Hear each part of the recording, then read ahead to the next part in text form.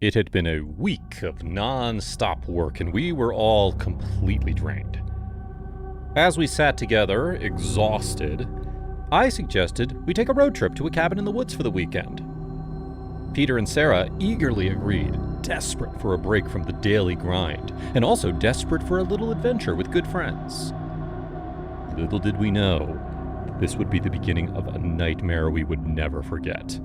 We didn't have the slightest idea of what horrors awaited us. As we hit the deserted highway, the road stretched out before us like a dark and empty pathway to hell.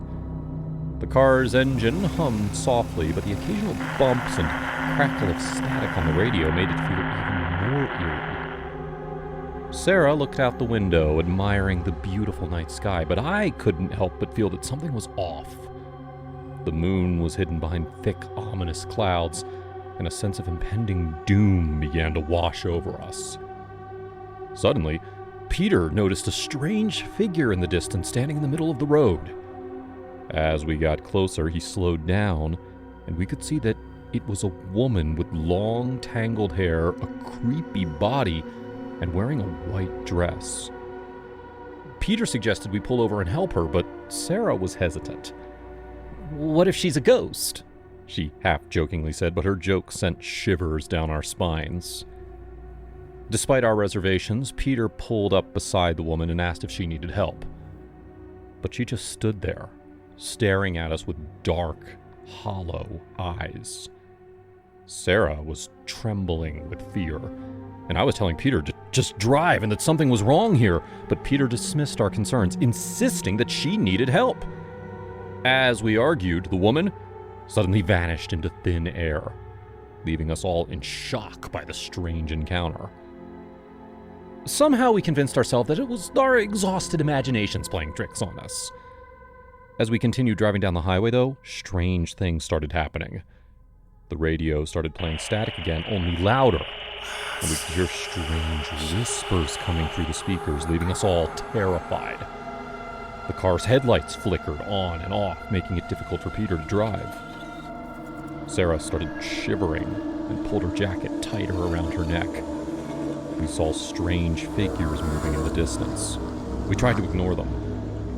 But then, we saw the woman in the white dress again, standing in the middle of the road just like before. Peter didn't slow down this time, but she didn't disappear either. Instead, she started running towards us with a terrifying look in her eyes. We realized we were in real danger. Peter hit the brakes, but it was too late. The car collided with the woman. We heard a loud thud and a bone-chilling scream. We looked at each other with fear written all over our faces. When we got out to check on her, there was no sign of her or the collision. It was like she had never been there at all. Since there was a rest house nearby, we decided to keep driving. We were hoping to somehow put this strange encounter behind us, but the hauntings didn't stop. Now, we started hearing strange whispers and creepy laughter coming from the trunk of our car, even though it was empty. The car's windows were fogged up, making it difficult to see outside. We were all shaken by this experience, but it was only just the beginning of our nightmare. As we arrived at the rest house, we remembered what the owner had originally told us about that house, that it was built on top of an old burial ground, and the spirits of the dead were still restless there. This shook us all. The peeled-off paint and creaky floorboards of the place made it evident that it was a very old house. Strange whispers and creepy laughter echoed through the halls, and the walls seemed to be closing in on us. Since it was late, the owner had left the place open for us to go in and stay the night on our own. As the night wore on, though, the hauntings only grew more intense. We heard footsteps in the hallway, and the windows were fogged up with ghostly apparitions, but they wouldn't open. We were completely exhausted and terrified, and we knew that we would never forget this harrowing experience. I tried to call for help, but unfortunately my phone was dead. Our hearts were pounding as the realization hit us that we had unknowingly stepped into a cursed land. We tried to leave the house, but the car wouldn't start. We were trapped. We spent the night huddled together in one of the rooms, trying to find comfort in each other's company, but every creak and groan of the old house sent shivers down our spines.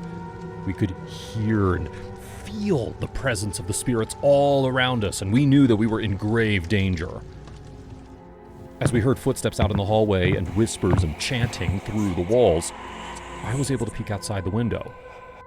And that's when I saw the same woman in the white dress just standing there on the edge of the property, watching me with her hollow, black eyes.